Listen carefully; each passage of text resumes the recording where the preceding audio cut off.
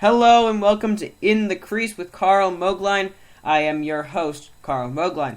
Alright, welcome back to the show. I know it's been a very long hiatus, but we are back just in time to preview the 2013 Stanley Cup Finals.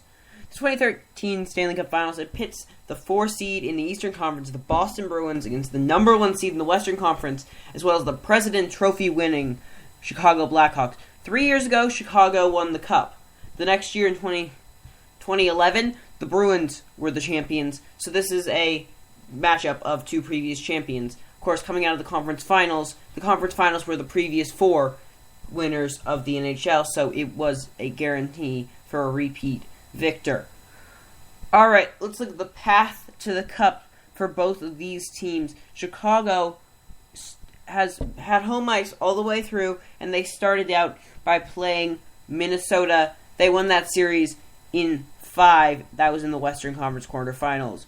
Then they took out Detroit in 7 in the Western Conference semifinals. They were down 3-1. Many counted them out, and they found a way to fight back and take out the number 7 seed, the Detroit Red Wings. Then they had the number 5 seed, LA, and they pretty much glided through the Western Conference finals, 5 games, 1 hiccup, but a actual pretty close series, as the goal differential was only up +3 for the Blackhawks, which is not good. No really big wins, a lot of close games. That series was closer than it sounded by the 5-game series. Now looking at Boston's path to the Cup Finals, of course they had that great series with Toronto in the Western Conference quarterfinals, won in 7 games. In that 7th game, down 3 goals, 3rd period, and they came back to win it in overtime.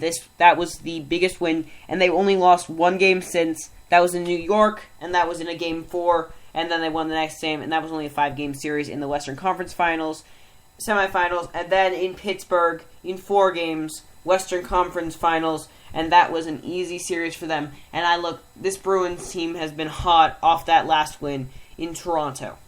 Alright, we will be back with more in-depth looks at these rosters. Thank you. Hello and welcome back to In the Crease. I am still Karl Moeglein. Alright, now we're going to look at the rosters on both of these teams. Looking at this, the first line out in Boston is made up of Milan Lucic, David Krejci, and Nathan Horton. Krejci is the number 1 scorer currently in the playoffs, 21 points on 9 goals and 12 assists. He is really somebody to watch to have a big series, and actually a surprising person to have this many points in the playoffs. Not the biggest scorer in the regular season, but he has really come up. Then for Chicago, they have Brian Bickle, Jonathan Toews, and Patrick Kane. Toews and Kane, both world-class players. And on this line, I think Chicago does have the edge. Alright, then going to line 2 for Chicago, Patrick Sharp, Michael Handzus, and Marian Hossa. So 2 of those players are European, Hossa and Handzus. And then going to the second line of Boston, you have Sean Thornton, Patrice Bergeron, who scored the goal. Scored a goal in that Toronto game and was one of the biggest catalysts for them winning that game. And of course, Jaromir Jagr, the veteran from the Czech Republic, formerly Czechoslovakia. He has had a brilliant career, and this looks to be one of his last seasons. Of course, he used to be a staple of the Pittsburgh Penguins lineup, and now is helping out this Boston team. And he is one of the reasons I am picking for the second line, Boston, as having the edge here. Alright, going to line 3, Boston has Daniel Paille, Brad Marchand, and Tyler Seguin. Boston, Tyler Seguin's a first overall pick, so this is an extremely skilled player. This shows how deep they are, putting him on their third line. And going against Brandon Saad, a Calder Trophy nomination for Rookie of the Year, Andrew Shaw and Michael Froelich, but I do still think that Paille, Marchand, and Seguin have the edge on this line. And then going to the fourth line, commonly known as the checking line in hockey because they do a lot of the hard work, and this is Kasper's Dogvanins,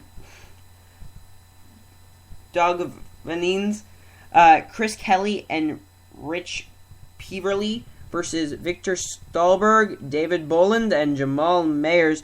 I do give the Chicago line the advantage here. Stahlberg, Boland, and Mayers there for the checking line, which can be very important, but also is less likely to provide the offensive punch against these great NHL goaltenders, but can provide a spark and are commonly more fighting and such like that. They are more an energy line, get the puck deep, and they do all that work. So I look to see Chicago's line of Stahlberg, Boland, and Mayers a bit better, especially Victor Stahlberg, who is a player I really like.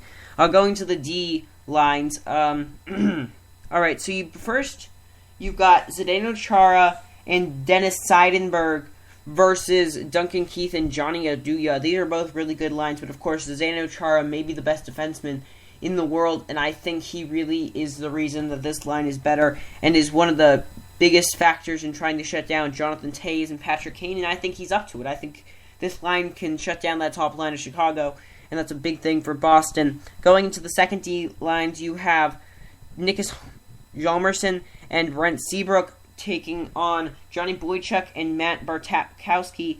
This is probably Hjalmarsson and Seabrook, but not by much. It's a close battle. I do like Johnny Boychuk quite a bit on Boston, but Chicago looks to have the edge on this line.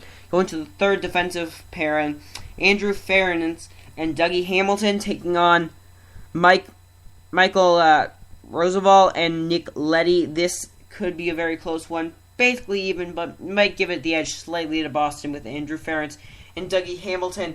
Going on to the goaltender, maybe the most important position in hockey. These are two goaltenders that have been stunning.